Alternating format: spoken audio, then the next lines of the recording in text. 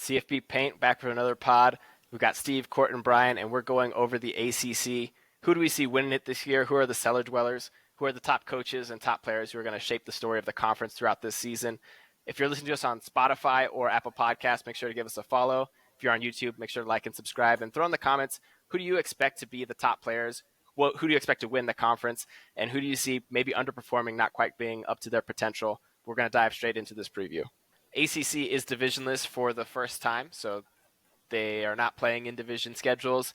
This is the first time we have the opportunity for two teams from the former Atlantic or former Coastal to meet in the ACC title game. But 14 teams will start going 14-8. Steve, if you're ready for us, you can kick us off 14-8 on your list, and then Corey and I'll follow up. I sure am. Last place in the conference, this boils down to two teams. I think it's Virginia. I don't know if they're not very good at football, and I don't know what else to say. The next team, Boston College, I think Jeff Hafley's a good coach. It's just very hard to win there, and even harder now to recruit there with NIL being a thing, transfer portal. Just a tough place to win. 12th, give me Virginia Tech, the Hokies. Kind of same old story here for these bottom tier ACC schools. I feel like it's kind of the same deal. The next one, I have Georgia Tech. Brent Key is the new head coach as an interim. He led them to 4 victories last year. I think that they have some potential. Depth is a real concern for me. But that's a team I could see outplaying this, and one that I think could potentially surprise one or two teams. After that, I have Syracuse. The middle of this conference is another one that's really tough to sort out for me, but Syracuse, I think with the changeover in offensive coordinator, some of the losses on the defensive side of the ball, I've got them kind of toward the bottom third of the league. After that, I've got Duke. Love Duke. Love what they can do. It's a brutal schedule, and that's why I've got them kind of more in the middle of the packet at that 9 spot. At 8, I've got the Pitt Panthers. I don't know if I have a ton to say about that. Pitt's gonna Pitt, right? They're gonna win about anywhere between 7 and 9 games. I don't know if I'm a huge believer in their quarterback, or at least in the fact that he will be their quarterback from games 1 through 12. So I've baked in a little bit of Phil Dracovic being out for at least a game and a half, maybe 2 to 3 games, because that seems to be consistent with him. So that's where I've got Pitt. 7, I've got North Carolina. Let's just do the bottom half for now. Oh, that's right. Sorry, and then we'll continue on. You're good, Corey. Spoiler alert. It's interesting because I feel like I'm a little bit all over the place with these guys, kind of like Steve is. I have Virginia as at the bottom. I just feel like I feel bad for Tony Elliott. Let's be clear on that. In 13th, I have Syracuse. I do not expect them to. I feel like they had a good thing going last year. I just don't see it coming. I think we might finally see the end of what's his name? Dino Babers. Yeah. Which I'm sad about. I really like him. In 12th, I have Boston College. Like we've talked about, Jeff Hapley's on the hot seat, and it's just a matter of time. At 11, I have Virginia Tech. Kind of just middling. 10, I have Georgia Tech. Like Steve said, he had them lower than them. He could see them outplaying it. I'm just like, I can see them moving into this offense a little bit better, getting them a little bit going. I agree they don't have the depth that they need, but I'm interested to see, like, can they win a few games? And they don't have a brutal schedule. They play North Carolina, Miami, and Clemson. Those are 3 of my higher teams. But everyone else besides that, it's like you face Syracuse, you face Boston College, you face Wake Forest. Like, those are all winnable games. So they could end up about 500 in the conference or so. At number 9, I have Wake Forest. I don't have them much better than Georgia Tech, but I think it's a game that they could win. Wake Forest is really high on their quarterback and some of their coming back people. I understand that you lost Dan Hartman, but they didn't seem eager to, like, keep him either. Granted, who knows how much NIL money they have. We'll see how they go. I think a lot of people are down on them more than probably they should be, but I have them at 9. At 8, I have NC State, which is a lot lower, I think, than most people are. I'm interested to see. It felt like last year they were like driving a car and the wheel would fall off and they stick another wheel on and they drive the car and the wheel would fall off and they stick another wheel on and like try and just get as far as they could. And they still were a good team because of that. But how does it come when it's all meshed together and how do they kind of work out? They have a new OC this year as well, right? Yeah, they've got Robert and I. Yeah, and I'm not as big a fan of Robert and I with Brennan Armstrong because I didn't love that combo in Virginia. So we'll see how it goes here. Yeah, I didn't like it. What? Yeah. I liked him. The record books. I liked him in Syracuse, but I didn't like him there. Yeah, but how many wins did they get? Well, he can't coach defense, like, and but he also they didn't win the game, so that's what I'm saying. Like, I'm not a huge fan of Robert and I, in my opinion. Like, I like him occasionally with running back quarterbacks, and I think Brennan Armstrong is that kind of deal, but I don't like this combo. All right. I think that offense paired with Tony Gibson's defense is pretty special. Also, fun fact, I don't know if either of y'all know this, but Robert and I's wife was my manager when I was working late night restocking at Michael's, or like early morning. The one I drop you off at? Yeah. You complain about the Christmas music? Yeah. So she was there like after the Christmas season, but like, yeah, she took that job. That was the year that he returned back to BYU, and I was like, why is she working? Like, maybe she likes it, but I was like, man, it's early in the morning, and this is kind of a job that I don't know. I hated it at Michael's. She wanted that arts and crafts discount. Okay, you can't blame her. Maybe like I just was like, you could be a little more selective in what you're doing. Maybe she loved it. Maybe she did. But yeah, she was anyway. But little fun fact for the listeners out there. But yeah, we see that differently. They scored a boatload of points. He couldn't coach the defense, but Tony Gibson can, and he's going to be working with him on that same staff. So I see big things for that team. All right, we'll save some of the debate. Let me go through mine. We can re-review any other parts on the bottom half. But we've got a sweep again in last place at Virginia. That's how I see it playing out. 13, Boston College. I think they're still going to have trouble stopping anyone. I don't think Hafley's, a bad coach. I think it's just kind of the changing environment of college football that is making things really tricky there. Number 12, I do have Syracuse. I think losing Sean Tucker is a huge blow. I think that's a lot of what made Schrader so effective in the run game. He's a good running quarterback. I'm also curious to see how Jason Beck does in year one as an OC. This is his first year since 2013 not being a position coach under Robert and I. He has followed him from BYU to Virginia to Syracuse, and now he's got the promotion to the OC. I'm curious to see how he does on his own, but to me, if he was really in high demand at any point, somebody would have snapped him up at least for a QB coach, which has been what he's been doing. So I'm curious to see, now that he's got his freedom to do whatever he likes, how similar is that to what he's been doing? What changes does he choose to make? That's because Robert and I's offense isn't potent enough. I don't know. I'm a little in between the two of you on Robert and I and that situation, but we'll get there. Number 11, I have Georgia Tech. And this one, I've been staring at this list ever since I made it, because at number 10, I have Virginia Tech, and I think those two could really go either way. I like Haynes King as an addition to that Georgia Tech team. I think Virginia Tech is kind of just going with my heart, and I want them to be good, so I have them one higher on the list. It's a team that I enjoy when they're good. I think their fans are some of the best in college football.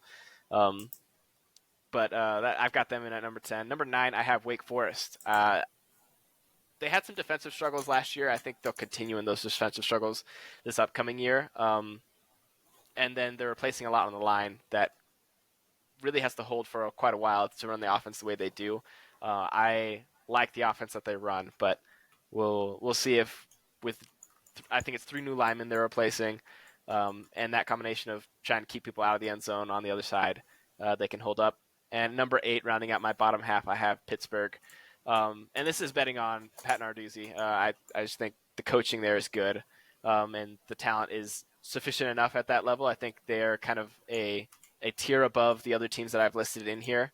But I also think Jurkovec has good arm talent, holds on to the ball too long, and that's what causes those injuries, is he If he doesn't see something, he thinks, well, I'm still going to be able to make a play, and he takes a lot of hits in the course of doing that. So that'll round out our bottom halves. Outside of the NC State, Robert and I, anything else that sticks out to the two of you? I'll start. Steve, I know Corey and I think it's Corey and I, have Wake Forest quite a bit lower than you do. I think they're up in your upper half, and they were down low for us. Yeah, I think that they're going to be able to replace some of those pieces. If Dave Clawson has shown what he can do, I mean, he was doing things before. Oh gosh, who's the quarterback that just transferred out? Sam Hartman.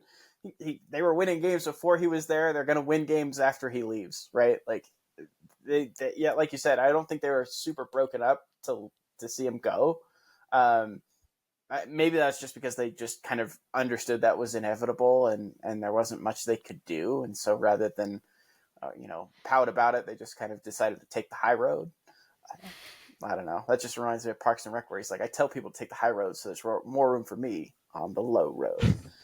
But yeah, I mean, I don't have him that much higher in my list, but I just feel like that system is pretty plug and play. Mitch Griffiths didn't skip a beat in those first few games where he had to play this last season. So I think that there's opportunity for them to continue to do that, to continue to have success offensively.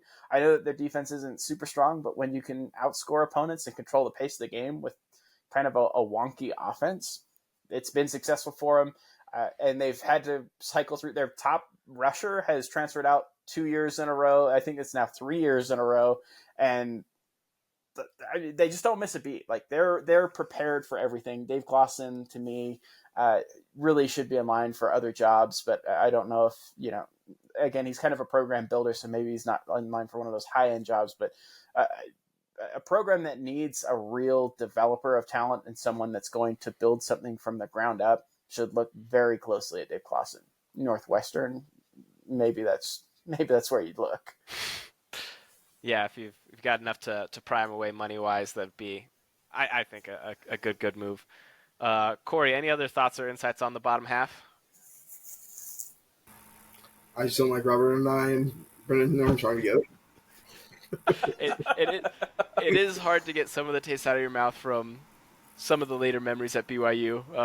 There were times that were good and times that were less good. Yeah, I mean, he sometimes clicked, but then there were times where it just didn't, and there was a reason that people were ready to move on a little bit from their offense or from him and Bronco a little bit. I get that Bronco left on his own accord. People weren't going to fire him, but people weren't like, oh no, what are we going to do without Bronco, to some degree, minus the fact that they had to hire an LDS coach. That was the only thing that they're like, okay, what other LDS coach exists? It's a limited pool you're working with. That's for sure. With that, let's dive straight into the top half. So we've talked about Wake Forest. Steve, they're going to pop up on your top half list. Why don't you start us off 7-1, and then Corey and I'll follow. Yeah, 7, I've got North Carolina. We talked about how I question everything around Drake May. He could be that person that just drags his team to a much higher finish, but it's a tough schedule. You finish home against Duke, at Clemson, at NC State. Woof. And that's a team that didn't finish well last year. They started off 9-1 and ended up losing their last 3 games. So that's where I've got North Carolina. We've talked about that a little bit ahead on the win totals draft. Number 6, I have Wake Forest. Again, there's 3 or 4 that I could kind of see them kind of filling out the middle of the conference in some assortment. So I've got Wake Forest. I think continuity is the name of the game there in terms of scheme, in terms of their head coach, and the players are not, obviously not just completely replaceable, but like they've proven with different quarterbacks, different running backs running that system, it's still effective and they still are able to win games. 5, I've got the Miami Hurricanes. I think they have a really tough schedule, including facing all of the other teams I have above them in the conference. So that's really one of those things where with someone else's schedule, they could be potentially higher on this list. Number 4, I've got NC State. I think I've hammered home what I feel about them. I think that the offense needed a facelift. They got it. The defense is salty, and I expect it to continue to be salty. So I expect NC State to make some noise and potentially challenge for a spot in the ACC title game. 3, Louisville. I took them in the win totals draft. Again, really confident in Jeff Brom to score points. Love the transfers that they've taken. Schedule's very favorable, so I'm bullish on what they can do in year one. Again, that might come back to bite me. 2, I've got Clemson. I think that this is kind of a coin toss between them and Florida State, but I just feel like there's a lot going in Florida State's favor if they can just slow down Clemson even a little bit. I like their chances to win, and it's not necessarily to win at Clemson, but potentially win the rematch. And if you win up there at Clemson, all it takes is another stumble for someone else to potentially slip in and take that other spot. And really, against any other team in the league, I feel Florida State should win that game. Now, again, that doesn't mean that they will, but I got Florida State winning the ACC. So at 7, I have Louisville. Louisville has a very favorable schedule. Unlike Steven, I don't have, and maybe my bias, I'm not a huge Jeff Brom fan as well, but I also don't, I kind of think he's going to stumble this year. I think people are excited about him and think he's got it kind of like, he stumbled into a really good situation, not stumbled in, but like decided, hey, I'm going to boot your other coach out to get into a good situation. And I just feel like that pressure might mount and it won't be as successful as they want. But of my top 6, they probably have the easiest schedule. So at 6, I have Pitt. I'm a little bit more believer in them, I think, than some of you guys are. I think Pitt's going to do well. I like the transfer of Phil Jerkovich. He does get hurt, but I'm hoping that they can do okay out of that. 5, I'm a Mike Elko fan, Mike Elko believer. I've got Duke. They have a hard schedule, but I think that they can still win quite a few games. I feel like you go like Pitt, Duke, Miami, they all have a hard schedule. They all face 3 hard teams. And so it's 5-3 doesn't sound terrible to be up there. We'll see. And then 4, I have Miami. Miami has the talent. Miami has the talent to be a top 2 team in this league. They are. Yeah. I think actually, if you look at rankings and recruiting rankings, they are the second most talented team in the league. If you were to go by blue chip ratio, I'm not positive on that. That being said, I think they made some bad hires. I think they struggled with the offense last year, and I think they can fix things as long as they simplify it a little bit. I'm a strong believer in their quarterback, and if he can right that ship. There was a reason he was getting first-round draft pick talk before. So, number 3, Steven and I are on opposite ends. We talked about this a little bit with North Carolina. If North Carolina is a smidgen better on defense, they win all those games. Because although they did lose 3 games at the end of the season, I think they were all single game wins. That's true, yeah. Granted, a lot of their wins were single possession wins as well. But if they can get a smidge better on defense, this offense I don't think takes a step back very much. I know that they lost Josh Downs, but honestly, I still expect them to be explosive and smart. And the biggest detriment to them is losing Phil Longo, in my opinion. But we'll see how this goes. At number 2, I hate to say it, but I have the Seminoles. I know that they're receiving a lot of hype. I feel like hype always comes a little early. You got to prove it before you can do there. They won 10 games, but let's be real. They didn't play anybody that was any good. And when they did play anybody that was any good, they lost to them, minus LSU. Even when the team didn't have a quarterback and could just run the ball, they lost to them. So, that's a reference to the NC State game in case you guys aren't following that. And also, let's be real, Clemson has by far the best talent and depth of any team. And their offense stuttered last year. That was why people didn't feel like they were any good. Their defense was pretty good, minus the Wake Forest game. Let's talk about that one. And then maybe the Clemson game or the South Carolina game. But at the same time, when you're turning over the ball on the 30-yard line, it's a couple times it's a little bit harder to stop the team. But I'm really a firm believer in Garrett Riley and what he brings to this team. And I think that they're going to be successful. And I think Clemson is the team that wins this league. I think they beat Florida State in the regular season and in the rematch. Sorry, Steve. Sad to say. We'll have to see. I don't want it, but I'll dive in at my number 7. Number 7, I have Duke. If we're going straight power ratings on who I think's best, they end up higher on this list for me. But schedule-wise, I can't put them any higher than 7. Um, but I love what's going on there. I think Mike Elko's doing a heck of a job. Riley Leonard back for another year. Um, steady hand at the wheel. I think they'll look good while doing it, even though it's going to finish middle of the pack by my projection. Number 6, I have NC State. I think Peyton Wilson coming back is a massive keep. That defense was the best in the ACC, I think, last year. I have to check my metrics again, but one of the top end. I think they'll be pretty vicious again. I think Robert Onai is somebody who can do better than they did last year, and that's really where it is. I don't think he's a world beater by any means, but I think you bring in him and Armstrong, you have something that can improve upon what was done previously. And like, I don't know if it was Corey or Steve. I think it was Corey who mentioned they were throwing on, a new quarterback, a new, odds and ends to it the whole time. If they can have slightly better injury luck, that would also go a long way for the Wolfpack. At number 5, I have Miami. They should be pretty good. Lance Guidry, by all means, is a good defensive coordinator. And it's funny because people will talk about them having the best safety tandem in the country, and last year they just let up so many big plays. And Cameron Kitchens, like, I watch him and I'm like, yeah, he's talented, but like, I don't know if he's getting lost or if his coaching is poor. But Kevin Steele is now the DC at Alabama. Like, it's not a bad DC. So there were some confusing things to me on. Oh, okay. Well, that's fair. And we can, I guess, Alabama's defense may not be the best indicator of how good that DC is, but at least somebody who Saban thinks highly enough of. But it's one of those things where it's like, okay, Kinchins and Williams are supposed to be very good, but gosh, there's somebody behind them at all times. And we'll see if that can be improved in this next year. I think that would go a really long way. They let up way too many explosives, and that was the Middle Tennessee State game. That was the whole way they bit them. Was like, we didn't have any good small, like 3-4 yards over and over again. It was just chunk play and chunk play and chunk play, and you never stopped it. You never adjusted, and your players didn't. I don't know. Anyhow, so I think the defense will be improved.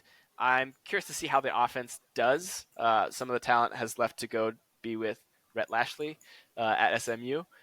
There still is enough talent to get stuff done there, but you've got to bounce back. You got to decide, is that identity that is that record that we had last year our true identity and who we are, or was that false? And can we shake off those things? And it doesn't start easy. Having Texas A&M early in the season, I think it's both those teams should be improved, but yeah. Anyway, Miami at my 5. I've dwelt long enough on them. I've got UNC at number 4. You lose Downs, you lose Green. The biggest targets for Drake May. I'm a big Drake May believer. A lot of good talk about Devontae Walker from Kent State, who I guess maybe they just had the best wide receiver tandem after Ohio State last year, and I didn't know. They're second best in Ohio, but also in the country or something like that. But a lot of good talk about Devontae Walker. And it's just hard for me to imagine Gene Chiswick's defense is as bad this next year as it was last year. I don't think it's going to get way better. I don't think we're talking about a huge turnaround, but an improvement would go a really long way as long as the offense can stay pretty potent. And that's certainly up for question with losing Phil Longo and some of those productive wide receivers. Number 3, I have Louisville. This is the reverse of Duke. I'd have them much lower if their schedule wasn't the way it was.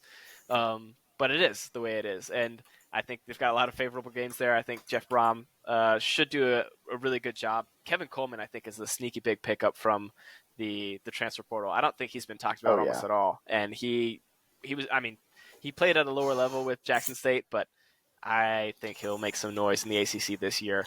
Yeah, and he was their number 1 receiver too. Yeah, Travis Hunter hurt for a lot of the season. Also played mostly cornerback when he was playing. Yeah. Kevin Coleman was the guy who Shedeur Sanders was looking for to make sure that they were putting up points on the board. But Louisville, no Florida State this year, no UNC this year, no Clemson this year. That paves the way for you to be a contender at the very least. At number 2, I do have Clemson.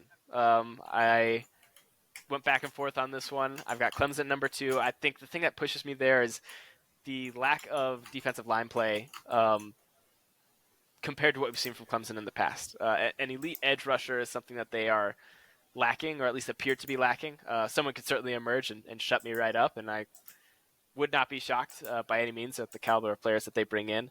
But I think that and the fact that I'm not totally sold on Caleb Klubnik. I know Cade Klubnik, sorry. Cade Klubnik, he's young. He's got a new offense he's got to go through, learning with a really good offensive coordinator. But we'll see. To me, I was, and this is going to be totally backwards, but like I was pretty convinced of DJU and his capabilities. Klubnik, I'm still in a little bit of wait and see mode to see what he can do. Not that I don't think he's not a step up. I think he is, but it's right into the fire. You're expected to do great things when you're the quarterback at Clemson. That said, he's got an awesome running back tandem behind him. So if they can get that going, it may not be too important. Florida State I have at number 1, and the reason I have it is I talked earlier about the dichotomy between continuity versus talent. They're definitely on the continuity side of things. We have some extreme continuity and added significant depth to the team, particularly on offense and defensive lines. Those are places that came to bite Florida State last season. I don't think they're as likely to bite Florida State this next season. Yeah, you always have the risk of an injury at quarterback, and that's the place where you have the biggest drop-off. But I think given the additional depth and given continuity not only of players but of coaching, I've got the Seminoles taking it home this year. Okay, so once again, I'm the person that has differing opinions than Brian and Steve, just like last podcast. Well, last year you were the one who was getting everything right throughout the season, so yeah, we'll see. I'm curious, Steve, you had UNC at what ranking again? I have them at 7. Yeah, what causes your extreme doubt there? Is there coaching there? Is it just you feel like it was flash in the pan last year? Because they made it to the ACC title game. They did. I just it's a little bit of everything. Like the defense wasn't very good.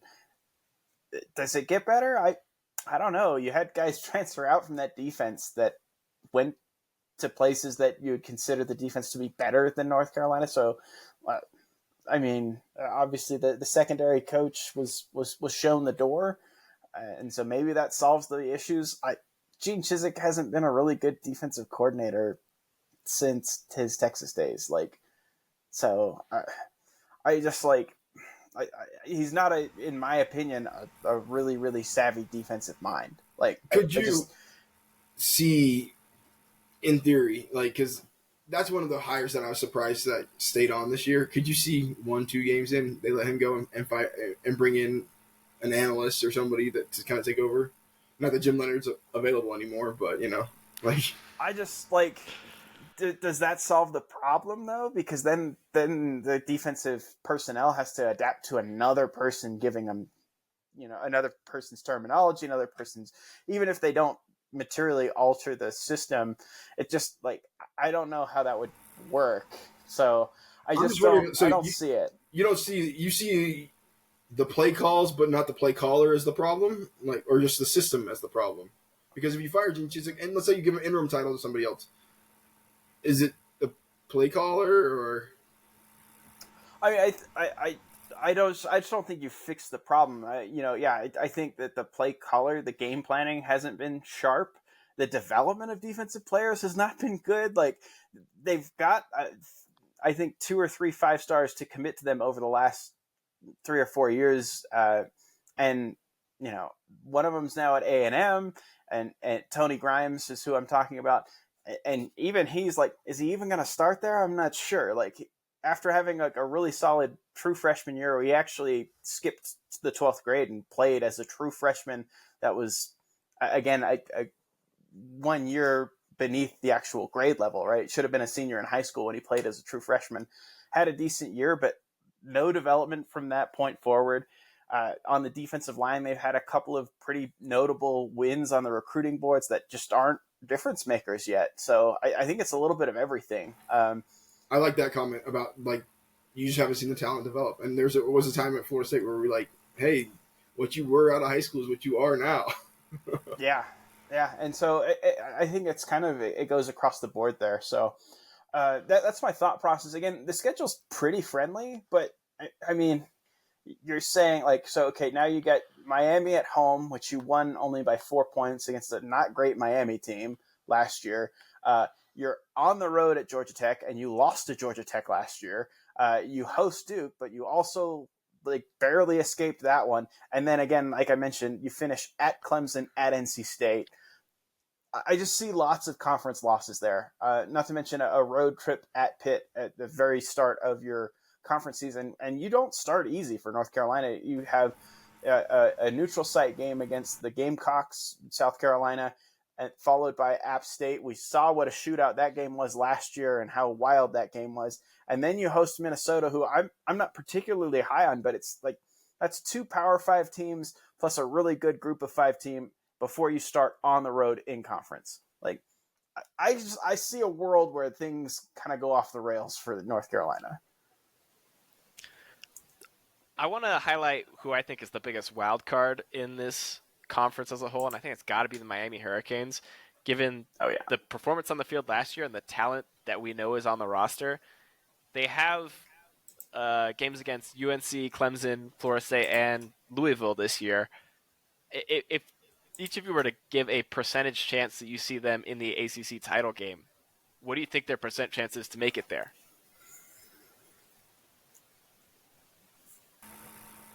Five. I would say 17%. Yeah, like, I'm around 15, where it's like, it's maybe I'm at 10. I'm at 10%. But it's one of those things where it's not implausible. No, it's not. It's just, it'll be really interesting because they are bringing in talent not only from the high school ranks, but they got some good transfers to shore up that offensive line that could make it much tougher. Not to mention Francis. Steve, can you pronounce the last name for me? Mawingwa. Yeah. A freshman offensive tackle who figures to be a factor immediately there. I just can't decide what to make of this Miami team because I felt like 5 on my list was way too low. And then I was just thinking of last season and going, well, they did just not meet any expectation I had for them all season long. But they've got 2 new coordinators, and we know that the on-field stuff, yes, it is controlled somewhat by Cristobal. He wants his offense a sort of way, but it's not going to be called by him, and it's going to be highly influenced by Shannon Dawson. I really just can't make up my mind on it. Yeah, no, I think honestly, Steve's convinced me that North Carolina might stumble quite a bit. So, like, I think those are the 2 wild cards. It's hard talking to Steve because he always has his facts so well together, and you're like, yeah, I guess, yeah, maybe you are right. Like, we'll see. The Longo loss for me. That's more than anything else. That also makes me really nervous. Yeah, and I think for good reason. Let's go. Well, Steve, can you give us our aggregate rankings, and then we'll do awards. Okay, perfect. So again here, and let's see if we can on max zoom. Sorry. So our collective choice to win the conference is Florida State, 41 points. Clemson at 40, so very close behind. Louisville at 32. It's this interesting pack of Louisville, North Carolina, Miami, all kind of grouped in that second tier. NC State, Duke, and Pitt kind of make up that next tier. With Wake Forest, I guess, probably being the tail end of that. And then you've got this pretty big chasm between them and Georgia Tech at 13 points, Virginia Tech at 12, Syracuse at 10, Boston College at 7, and Virginia bringing up the rear at 3 points. So, again, one where I think we've got kind of some defined lines in the sand of, like, these are the 2 teams we expect to be at the top, this next group of teams, a subsequent tier, and then kind of that bottom shelf. Yeah, it seems very obvious to me that there is those distinctions that occur, and I didn't realize. I think about this with the Pac-12 all the time, where I go, yeah, there's a few teams at the top, but then there's just like a bunch of really good teams where you can kind of see anything happen. I think with the ACC, they're not as high quality as those Pac-12 teams, but I thought, 9 through 3. Those teams I could see in almost any order, and you could say it to me and it wouldn't shock me. It also made me think for the first time, man, maybe this conference needs to move to a 9-game conference schedule, given that we need some separation. And some of these will end up being 5-3 and 4-4, and it'll be head-to-heads that determine who is ahead of each in the rankings. But having that 9 games, I think for this conference and for bigger conferences overall, really go a long way in separating who deserves that shot at the end of the season versus who doesn't. Hey, Steve, do you mind putting that back up and I compare it to the media polls real quick? Yeah, let me share it. So at number 1, the media differs from us. They have Clemson with 103 first place votes and 2,370 points. I wish they were all consistent in how they did their ranking points, but whatever. Second, they have Florida State with 67 first place votes and then 2,304. So there's only a difference in 64 points or 66 points between the two of those. In third, they have North Carolina at 1981 with 5 first place votes. NC State with 1 first place vote at 1662. This is like nothing like what we have. Miami at 5 at 500 or 1553. Duke at 6 with 1511. Pitt tied with Duke at the same time. Louisville at 8. They have Louisville much lower than we do. Whoa. Across the board. At 1344. Wake Forest at 9th. Syracuse at 10th. We're a little bit lower on Syracuse than they are. Virginia Tech at 11, Georgia Tech at 12, Boston College at 13, and Virginia at 14. So they kind of, the last two they finish out. But the big one is, even the big two are like NC State and Louisville, I think, is one we're pretty State bullish on. Is low because I put them low. I put them at 8. Brian, where'd you put them at? I had them down at 7, so I had them. So Brian and I both pull them lower than Steve. I had them at 4. Yeah. But I don't know. Louisville, like, if that scenario is going to play out where they end up being lower, it's because the defense lets them down. Yeah, that's possible. Because, I mean, they're bringing in the quarterback from California that's already played with Brom. Like, they'll be set, I think. Well, and they brought in just about a full transfer secondary, and it's, how quick can that actually gel, and will those players be ready to go? But there's definitely reason to have concern and pause for what the defense can do. Let's dive in. We're at the beginning of the schedule too, though. I mean, you have Georgia Tech. I think you have like Mercer, Indiana, Wake Forest, Indiana, Boston College. You get eased into it for sure. Yeah, nice. Get the confidence going and get some reps, especially for the defensive side, some game reps. That will be big going into conference play.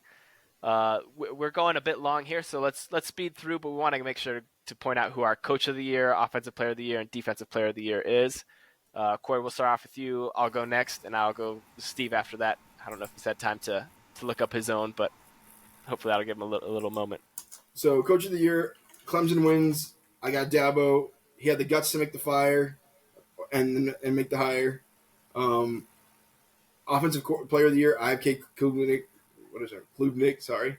Everywhere Garrett Riley has gone, quarterbacks have been offensive players of the year in their respective conference. So it makes sense. Look back at SMU, you look back at TCU, you look back at even further back. And then defensive player of the year, I think this player is going to garner a lot of attention, but the quality of this player is good enough that they should have a better year than last year. They put up 9 sacks hurt, and I know that they're going to face a lot of double teams, but Jared Verse is a monster, and I hate to be a homer, but I think he's the defensive player of the year this year. Yeah, I'll start with defensive player of the year and say I have the same person down. A big reason for me is the depth of the interior defensive line. I think Florida State stops the run a lot better on first and second down, and you have a lot more passing downs on third down. And that's going to lead to sacks for Patrick Payton and Jared Verse as long as they can get home. And Jared Verse has shown he's got the ability to do that. So I think there will be more situations where they can pin their airbacks and go get the quarterback. So I've got Jared Verse there. Offensive Player of the Year, I have Will Shipley. I think he's been somebody who's a little underappreciated nationally. Certainly, people who watch Clemson and people who watch the ACC know exactly what he's capable of. And there's parts of his athleticism that don't project to the NFL, which is why I think he doesn't get loads of shine. But extremely versatile, very good hands, very good before he hits the line of scrimmage. A really, really good back who I think is the best weapon in that offense, and I think he will not go underutilized by Garrett Riley. Corey? Do you have Florida State going undefeated in the ACC this year, and Will Shipley winning the Offensive Player of the Year? I do. Or Yeah. So the other consideration is Jordan Travis, obviously, for that Florida State offense. If they go undefeated in the ACC, he'll be up in the conversation. I just don't expect him to have gaudy numbers. I think there will be a lot of runs that are done. He's a good running quarterback, but he's not the type who's going to rush for like 1,000 yards. He mostly likes to stay in the pocket if he can, and he'll beat you on a read option if you decide you want to just have a linebacker in space against him. That's a real problem. But I don't expect him to have crazy passing numbers or crazy rushing numbers. I expect him to be consistent, take care of the ball, make good plays, hit shots downfield because Mike Norvell likes to take those. But overall, I think when you look at his production numerically, it won't be as impressive as he is visually on the field. And that might hurt his case a little bit as you want your quarterback to be a 3,500 plus yard passer. And then Coach of the Year, I have actually my third place team, Jeff Brom. If you can come in year one, make some noise, slap down a lot of the competition, and assert yourself at the top, I think that could be worthy of that designation. I think Elko is one who gets hurt by his schedule big time and could have done something this year. I talked about those two teams in reverse, where Duke had the hard schedule, so I put them lower. I think Louisville's got the softer schedule, and if they can show, hey, we're above that soft schedule, I think Jeff Brom could walk away with that honor. All right, for my picks, I think I considered I'm going to go coach first because I considered Jeff Brom too. I'm picking him to finish pretty high in the league, and if you see a pretty significant turnaround, that's usually a place the media likes to go from a team that was like struggled the last year to having a surprise season. There's a lot of consideration for those types of coaches. I do think if Mike Norvell does win the ACC and breaks up kind of Clemson's stranglehold, obviously Pitt won it a couple of years ago, but outside of that, it's been Clemson for the last, 8-9 years, something like that. So I think Mike Norvell will win Coach of the Year if Florida State wins the ACC. For Offensive Player of the Year, Jordan Travis, I think, has got to be the pick there if they do end up winning it. I like a couple of other, options that you guys have thrown out as potential ones. But if I'm picking Florida State to win the league, Offensive Player of the Year is probably Jordan Travis. Defensive Player of the Year, give me Jeremiah Trotter Jr. at Clemson. Again, it was second team All-American from the Associated Press. Obviously has tremendous name recognition and is a fantastic player in his own right. So that's my choice for Defensive Player of the Year. He'll be running around making all kinds of plays in Clemson's defense. And I expect him to be very good defensively, and the leader of that defense is going to get a lot of the credit, and he is one of them. So yeah, I think I had him as second on my Defensive Player of the Year. So, all right. Well, that will wrap up our Big Ten and ACC previews. Thanks for joining us this week. Keep it with us next week. We're going to be doing the SEC preview, so the conference that has won most of these national titles in recent years and contains our reigning national champion, Georgia Bulldogs. We'll go see if they can make it through the SEC again and who will be there to try and put a little bit of stumbling block in the way, who can stop up that streak that Georgia has going. Make sure to like our videos if you're watching this on YouTube. Subscribe if you're on YouTube. Follow if you're on other platforms. We're going to keep this going not only through the preview season, but into the season. So we'll keep it with us. We'll keep you up to date on what's going on across the country here and there, and we'll see you next week.